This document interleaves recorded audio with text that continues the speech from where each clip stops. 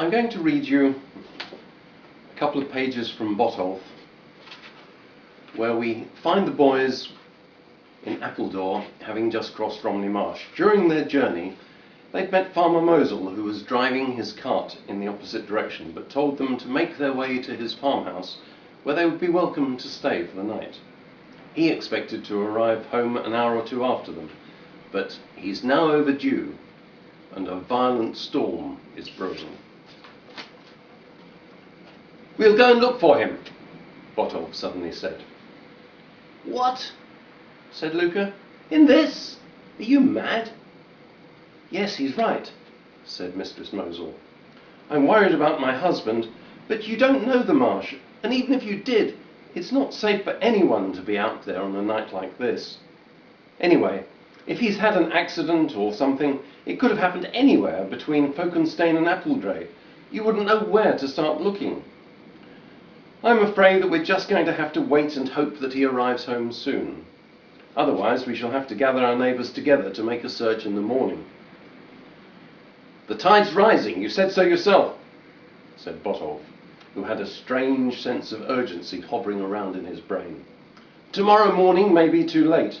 I have a feeling that he's not far away, and that we need to go now, and that we shall find him. Come on, Luca, let's get going." "You don't know the marsh," wailed their hostess. "I know the part we walked over today," said Botolph, "and that's good enough for me. God will guide us, you will see." He sounded so convincing that she gave up her protests and instead turned and gave them 2 blankets to wrap around them to keep out the worst of the rain. She then found 2 stout poles and urged them to walk with those, testing the ground in front of every step once they left the Ree wall. The boys set off, and as soon as they rounded the corner of the dwelling, they were hit by the full force of the wind that nearly tore Mistress Mosel's blankets from their backs. Botolph led the way, and Luca followed, clutching his blanket together under his chin and keeping his head down. The gale was from the southwest, and as they crossed the ford, the wind was pushing across them from right to left. The water was noticeably deeper, colder, and more choppy than it had been a few hours previously. As they scrambled out of the water, they climbed up the causeway onto the Ree wall, which left them totally exposed to the gale. Fortunately, there was a full moon, but most of the time it was obscured by clouds. They were racing across the sky so quickly, however, that every so often the moon would appear and cast its welcome light and then vanish again. As he marched forwards, Botolph was having his own private conversation with God, asking for guidance towards what he knew for certain was the stricken farmer. He felt something that he'd never experienced in his life before, the absolute certainty that he was on a God-ordained rescue mission. It was weird. It was illogical.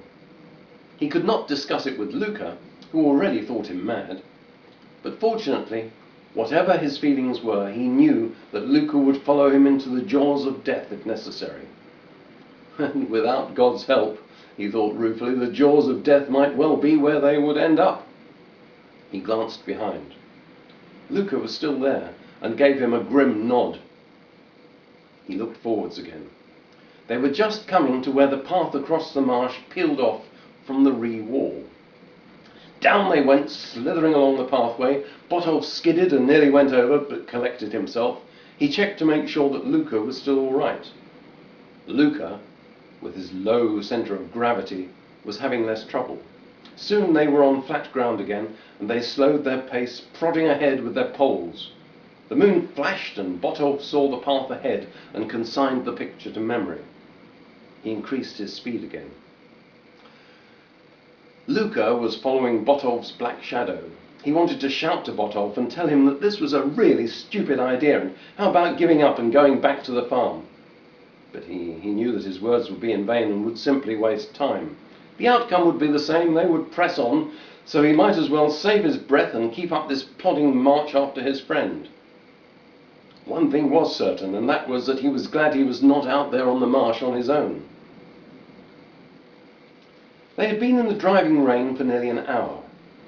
Fortunately, the pathway was comparatively straight, and every time the moon came from behind a cloud, Botolph made a mental note of the terrain ahead and was able to press on quickly without too much fear of falling into a dike. Knowing his friend so well, he was acutely aware of how he would be feeling, and he half turned and shouted, "Not far now!" But his words seemed to be blown away in the wind, and he doubted that Luca had heard him.